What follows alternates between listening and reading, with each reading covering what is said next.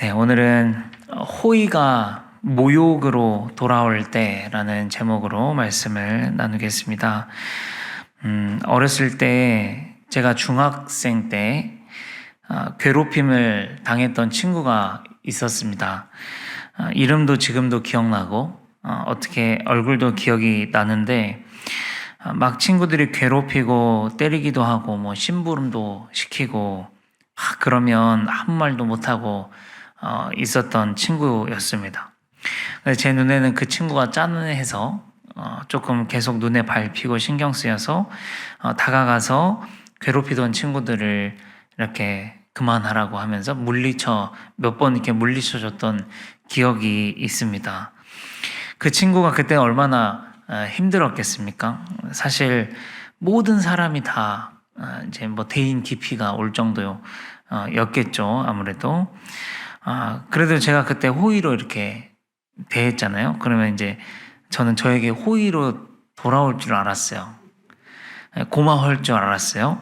근데 그 친구가 저도 괴롭히는 친구들이랑 똑같이 이렇게 그런 사람들처럼 저도 이렇게 여기는 거, 그렇게 대하는 거죠. 저도 그때 어린 마음에 괘씸한 마음도 들고 앞으로 내가 니를 도와주나 보라. 뭐 이제 그런 마음이 들었었어요. 지금 생각하면 그 친구 마음을 제가 조금 더 이해하고 받아줄 걸, 그냥 이렇게 토닥여 줄 걸, 그런 생각이 들더라고요. 오늘 본문에 보면, 오늘 본문이 내용이 좀 긴데 대략적으로 이런 내용이에요. 암몬이라고 하는 나라가 있었어요. 여기에 나하스라고 하는 왕이 있었대요. 근데 이 왕은 다윗이 왕이 되었을 때 이렇게 조공을 바치면서 이 다윗과 이스라엘과 외교적으로 우호 관계를 가졌던 나라였습니다. 암몬. 그런데 그렇게 잘 지내다가 이 나하스라는 왕이 죽었다는 거죠. 그런 다음에 아들이었던 한운이라고 하는 사람이 새 왕이 됐다는 것입니다. 자, 근데 다윗이 그래서 이제 이렇게 이야기를 하는 거예요. 오늘 말씀 2절을 보겠습니다. 다윗이 이르되 한운의 아버지 나하스가 전에 내게 호의를 베풀었으니 이제 내가 그의 아들 한운에게 호의를 베풀리라 하고 사절들을 보내서 그의 아버지 죽음을 문상하게 하니라. 그렇죠? 한운의 아버지 나하스가 암몬의 왕이었을 때 나에게 호의를 베풀었으니 나도 이제 그 아들에게 가서 호의를 좀 베풀어야 되겠다. 다윗이 그렇게 이야기를 했어요. 그래서 이 조문 사절단을 꾸려가지고 지금 장례식에 보내는 것이죠. 그런데 이제 암몬의 자손들, 방백들이라 그러는데 뜻을 해석하면 우두머리 그런 뜻이에요. 그러니까 이 암몬의 수뇌부 우두머리들이 한운에게 이제 뭐라고 이야기를 했냐. 3절에 이렇게 이야기합니다. 시작. 암몬 자손의 방백들이 한운에게 말하되 왕은 다윗이 조문사절을 보낸 것이 왕의 부친을 존경함인 줄로 여기시나이까.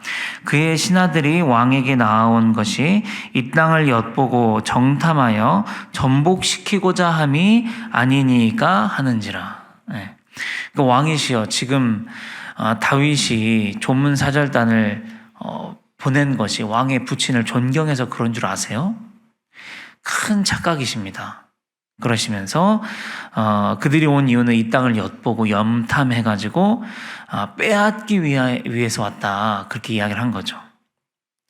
그래서 어떻게 하냐면요, 이 다윗의 조문 사절단을 데려다가 수염을 싹 밀어버리고 의복을 볼기 중간까지 잘랐다, 그렇게 나오거든요. 자, 여러분, 이 다윗의 조문 사절단이면 일단 고위직이죠. 왕을 대변하는 사람들이니까 고위급 인사들로 구성되어 있었을 거예요. 그리고 그때 당시 그들이 입는 의복이 어땠냐면 우리처럼 바지 따로 위에 따로 있지 않아요? 어깨에서부터 발목까지 오는 통옷이었어요. 통옷. 거기에다가 원피스 같이 생긴 통옷에 겉옷을 이렇게 입는데 그것도 마찬가지로 어깨에서부터 발목까지 이렇게 하고요. 그 다음 거기에 허리띠를 찼습니다. 그게 전부였거든요. 자, 그런데 오늘 말씀에 보면 의복을 볼기 중간까지 잘랐다는데 이 볼기가 또 어디냐면 엉덩이입니다. 그러니까 엉덩이 중간쯤에서 옷을 이렇게 잘라버린 거예요. 그러면은 어떻게 되겠어요? 하이실종이에요. 그러니까 엉덩이와 생식기가 그대로 드러나는 거죠. 고대 근동 사회에서 이런 하체 노출은 극도의 수치를 의미했어요. 하나님도 벌거벗은 자의 수치를 가리라고 말씀하실 정도로 이 하체 노출이 의미하는 바는 상당하였습니다. 창피와 저주의 상징이자 남성의 권위를 완전히 짓밟아버리고 파괴하는 그런 행위였다. 근데 이 한운과 이 암몬 자손이 이스라엘의 조문사절단을 그렇게 해가지고 돌려보내는 거예요. 얼마나 수치스러웠겠어요. 돌아오는 길이. 다윗과 다른 신하들이 그 사절단들이 돌아온다는 소식을 들었는데 너무나 이 부끄럽고 창피한 거죠. 그래서 수염 싹 깎아버리고 하이 실종으로 걸어오고 있다고 소식을 들은 거죠. 예. 그래서 이제 다윗이 뭐라 그러냐면 너희들 일로 들어오지 말고 여리고성에 가서 옷도 갈아입고 수염도 거기서 다 기르기까지 하고 와라. 그렇게 명령을 한 거죠. 이것은 엄청난 모욕이죠. 다윗과 이스라엘을 욕보이는 행위였습니다. 그래서 전쟁까지 일어나게 됩니다. 호의로 시작된 조문이 엄청난 모욕으로 돌아왔습니다. 호의로 시작된 조문이 오해와 곡해와 전쟁을 낳았어요.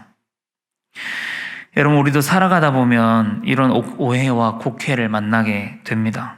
예를 들면 최대한 호의적으로 잘 대해줬다고 생각했는데 뒤에서는 뭐 흉을 보고 다닌다든지 앞에서는 아무렇지 않게 밝게 인사하면서 뒤에서는 나에 대해서 다른 생각, 다른 마음을 갖고 말을 하고 뭐 행동을 한다든지요.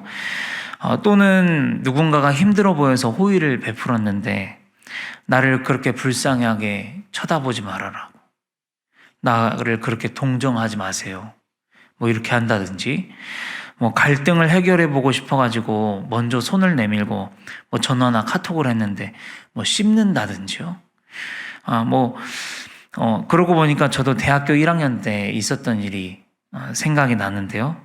저랑 친하게 지내면서 어울렸던 형이 있었는데 앞에서는 같이 일탈을 즐기고 네, 이야기를 나누고 그렇게 같이 놀고 그랬던 형이 뒤로는 학과 교수님한테 가가지고 다 일로 바치고 있었어요. 네. 하여간 이런 일들을 우리 참 살면서 많이 만났는데 이럴 때 우리는 어떻게 해야 될까요? 쉽게 생각해 볼 수 있는 방법은 뭐냐면 눈에는 눈, 이에는 이로 하는 것이죠. 너가 이렇게 했으니 받은 만큼 돌려주는 건 정당방위야. 이것이 바로 눈에는 눈, 이에는 이입니다. 이건 잘못된 게 아니라고 생각하죠. 자, 그런데 오늘 다윗의 군대 장관 요압이 뭐라고 하는지를 우리가 한번 보면서 좀 배워보기를 원합니다. 13절을 읽겠습니다. 시작. 너는 힘을 내라.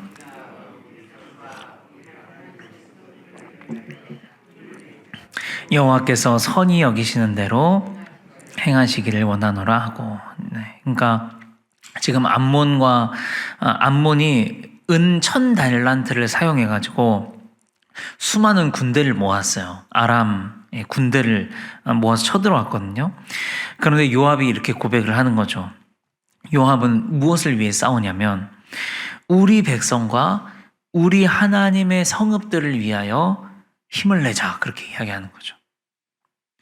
요압은 우리가 당한 것이 있으니까 앙심에 의한, 분노에 의한, 정당 방위에 의한, 눈에는 눈, 이에는 이라는 개념으로 싸우려고 하는 것이 아니고요. 무엇을 위해서냐면 하나님의 성읍을 위해서 싸우자, 그렇게 이야기를 하는 거예요. 여러분, 요압의 이 태도는 감정적인 반응이 아닙니다. 요압의 태도는 하나님을 위한, 하나님께서 우리에게 허락해 주신 나라를 위하는 반응이었다. 하나님의 것을 지키고자 하는 반응이었지, 절대로 네가 이렇게 했으니까 나도 그렇게 하겠다, 이런 분노나 혈기가 아니었다는 것이죠. 오늘 하나님께서는 이 본문을 통해서 우리가 무엇과 싸워야 하는지, 어떻게 싸워야 하는지를 알려주시기를 원하십니다. 우리는 감정으로 싸우는 사람들이 아니라는 것이죠. 우리는 눈에는 눈, 이에는 이, 또는 분노나 혈기로, 정당방위로 그렇게 맞서 싸우는 사람들이 아닙니다. 여러분, 우리가 부당한 일을 당해도 왜 참죠? 모욕을 듣고 뒤에서 수군거림을 당해도 왜 참습니까? 우리는 여러 번 손해를 보더라도 왜 참는 것이죠? 우리는 왜 다시 만나면 다시 웃어주는 겁니까? 우리가 바보여서가 아니잖아요. 우리는 하나님의 영광을 지키는 것이죠. 그렇죠? 하나님의 자녀라는 품위를 지키는 것이죠. 부디 나 때문에 하나님의 얼굴에 먹칠하지 않기 위해서 지키는 것이죠. 부디 내가 혈기를 일으켜가지고 혹 하나님의 이름에, 하나님의 공동체에 피해가 가면 어떨까, 어떻게 할까 라는 마음 때문에 우리가 참는 것이죠. 하나님의 영광을 가리고 싶지 않기 때문입니다. 그래서 우리 아까 드렸던 찬송가에도 가사가 이렇게 돼 있잖아요. 1절에 우리들이 싸울 것은 혈기 아니요, 우리들이 싸울 것은 육체 아니요, 마귀 권세 힘써 싸워 깨쳐버리고 죽은 영혼을 살릴 것일세. 우리들이 싸울 것은 혈기다 아니다.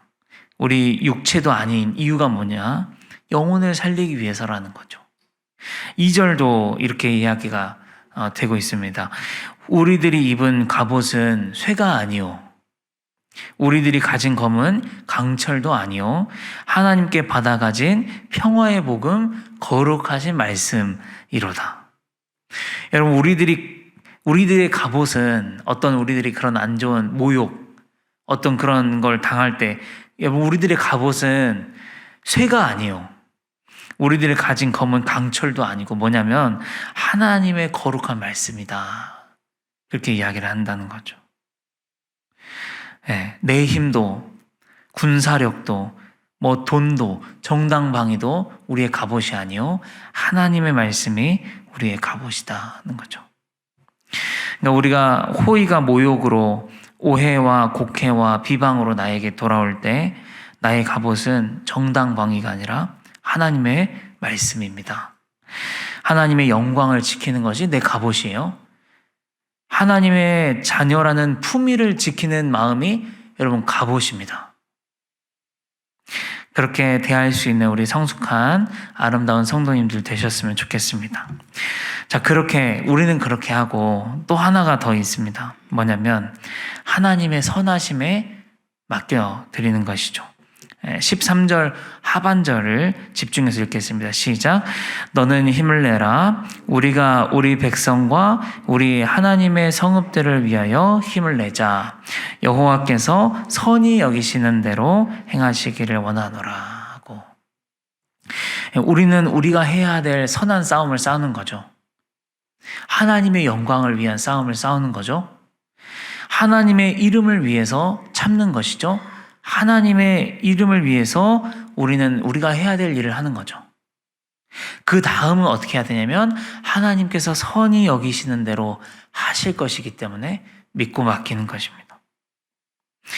요압은 지금 그런 말로 군사들을 격려하고 전장에 나가요. 하나님께서 선히 여겨주시는 대로 승패가 좌우될 것을 믿었기 때문입니다. 그랬더니 아니나 다를까 아람 사람들이 싸워보기도 전에 도망갑니다. 그래서 생각나는 말씀 갈라디아서 6장 9절입니다. 시작.